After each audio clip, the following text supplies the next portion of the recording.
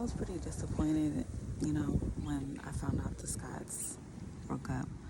Um, but I also think that it is important to look at this from a spiritual aspect and a holistic aspect. Um, so that's what I'm here to talk about today.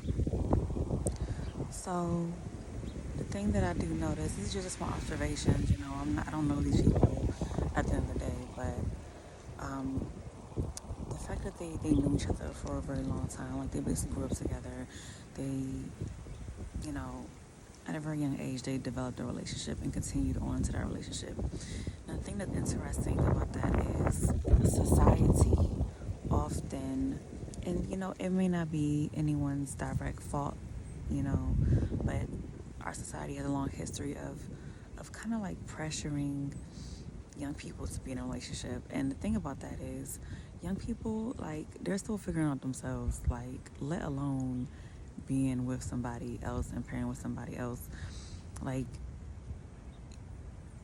even me coming up, I feel like I was secure in who I was around my 30s, like my like late 20s to early 30s.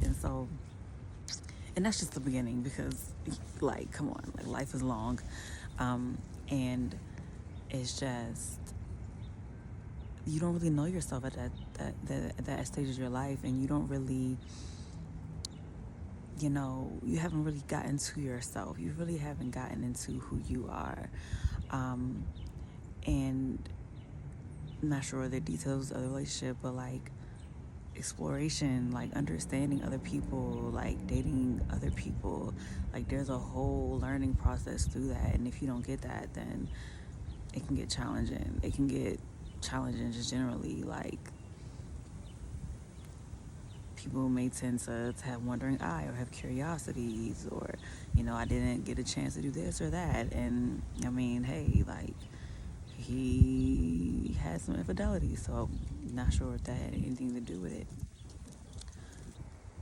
Another potential observation could be the simple fact that she she stole the show. See, she stole the show.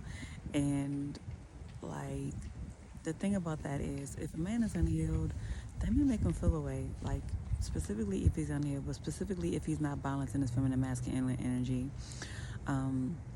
The thing is, like I was saying in my previous video, men are rooted in the physical realm, right? And it's kind of like they have a certain feel about being able to provide, being the star of the show. And this is societal as well, based on movies, all of these things like that. Like, usually the male person is the person that everyone's looking at. So we don't know what was going on really behind the scenes, but it's almost like we see this like we see it play out in different relationships. When a woman has more clout, or when a woman stands out above a man or over a man, in some sense, they feel away. And why is this the case, right? So part of it is the competitiveness that men have. Now, I was pondering on this last night, and it's almost like, it's like this, right? So biologically, at some point in time, our ancestors, every one of our ancestors had to do, some type of hunting and gathering, right? The men had to do the hunting and gathering for most of the time. And so basically, there's some type of competition within that, like within that survival instinct, to have more than somebody else, to do more than somebody else, to, like, there's some type of competitive edge within that. And that competitive edge is just not like something in the individual scale. Like, this, to me, I'm starting to realize that this may be something that is like in the male collective consciousness. Like, literally in the male collective consciousness, there is the spirit of competition. And even within the hunter-gathering kind of concept, right? If we want to take that step further, when we see a man court a woman, they court a woman. They, like, aggressively, court a woman, whether it's for the good or bad, whether they're love bombing or they're, like, actually genuine within their courting. So men actually have this trait within them that's very, like, forward, very attack based. I don't know how to like explain it. Like almost predatory. It could be, you know what I'm saying? It's almost predatory because they are hunters, literally by instincts. Okay, and so it is important to like really understand this when it comes to men, especially as women. Like we got to understand that men, based on the collective consciousness of men, they're literally predatory. Like, and not to say that they're predatory in a negative sense, but even though some are, right? Um, they just have that aggressive demeanor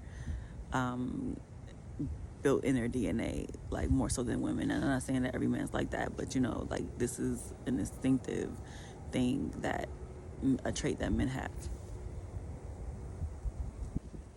Now, when a male is healed, he's not going to worry about this stuff. He's going to be like, you know what? That's my woman. We on the same team. Ain't no competition. We are one. We are in union. Whatever she got going on, it boosts me, right? But like, not every man is like this. You know, men who have confidence issues or trauma, who haven't dealt with their trauma, right? This stuff is definitely going to start to eat away at someone who is not healed when their partner, significant other, is in the limelight and you know they're not. And who knows, his boys could have been clowning him. His boy could have been clowning him. You know what I'm saying? That will amplify, you know, how he may feel about her and her persona on the in front of everyone. And I'm not saying this to like justify or anything, but you know, just to understand deeper, like what's going on here, what could be going on here. Really, I have no idea. We have no idea. Were they communicating well? Were they finding ways to recover and repair anything in their relationship that may have been there? We don't know. Our society doesn't even prepare or teach us how to have like healthy relationships. Like literally, they don't teach us for a reason. They don't teach us. They don't teach us these things, right? And so we have to put that into consideration. Like, you know, we have no fucking idea, right? But the other aspect is that, you know, before we incarnate here, we make a contract. Some people remember their contract that they made. If you look into near-death experience stories, they speak on their contract that they made before incarnating here. I researched near-death experience stories for a minute, and I'm just like zombified, like straight into it. But like, we don't know what karma is being cleared in either situation. We don't know who did what in a past life. We don't know what this point in time in the relationship will lead to. We don't know if it will lead to positive or negative things, or we perceive as positive and negative things, right? Because ultimately everything is for our highest good at the end of the day. For the most part, you know, like, we are here to learn. And whether it takes you longer to learn or quicker to learn, you're going to learn, whether you get it in this life or the next life. So, you know, I don't like to judge people and the things that they do. I like, that's the goal, not, like, because like I was saying, and I said this in other videos, people literally make contracts before we get here. So whatever may look horrible right now to us, we don't know what that person did in another lifetime. Now, I'm not justifying it. I'm not saying that's what she getting at, any boo-boo. But like, the thing about karma is it's not about justice in that way. It's really about getting people to return to the divine, no matter what that looks like. Okay, it's not about, okay, oh yeah, tit for tat. Now, you know, they going through pain. Now they get to go through pain too. Now it could manifest like that, right? So one can understand what they have done, right? But it can also manifest in other ways, as long as the events are allowing the individual to return to source. That is the ultimate goal. So whether they get it in this life or the next. So we don't know what's going on. Like, you know, we don't know what's going on. You know what I'm saying? It's like, one of the things that I learned through my studies of psychology is, in any time you're assessing information is really to get all the information. If you have partial information, if you don't have all the facts, it's better to be like, you know what, I don't know. I don't know. I have no idea. It's better to be like that, or I'm not undecided, than to make a decision based on partial facts, based on your emotions, based on your own experiences, based on whatever limitations you have with the information. So I really wish them the best. I know it sucks when people break up, because I think, like, preferably people stay together, because it's good for society to some extent. But if it's not a healthy relationship, then it's not good for society.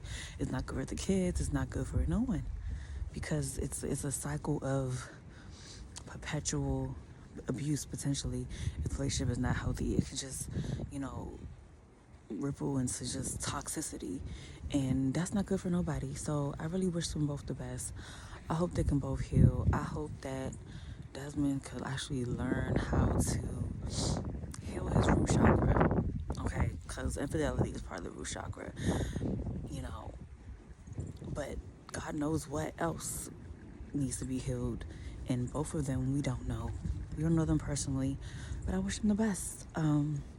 And I think that this perspective of relationships is beneficial for not just, being nice to people, but for ourselves and how we perceive relationships, and how we want to go forth in relationships, how we want to understand and have compassion for others that's going through relationships. These people, they're in the limelight, like they have no privacy. Well, they have some type of privacy, but this is the type of industry and way to live they decided to take part in. So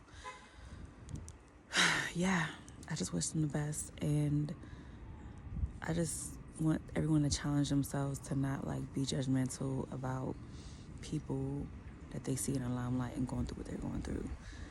Try to move with compassion, because when you actually fill your vessel with these type of energies, they're low vibrational energies, and they affect you as well. So you think you have negative thoughts on the people that you don't know, not just affects them energetically, but affects you energetically. And it's better just surround yourself with love and compassion, because it just feels good, and it just pours more love into the world. So hope this resonated with you. You can put in your comments, what do you think? What do you think about all this? About what I said? But hope you have a beautiful day. Stay warm if you out here in this cold weather, because Lord.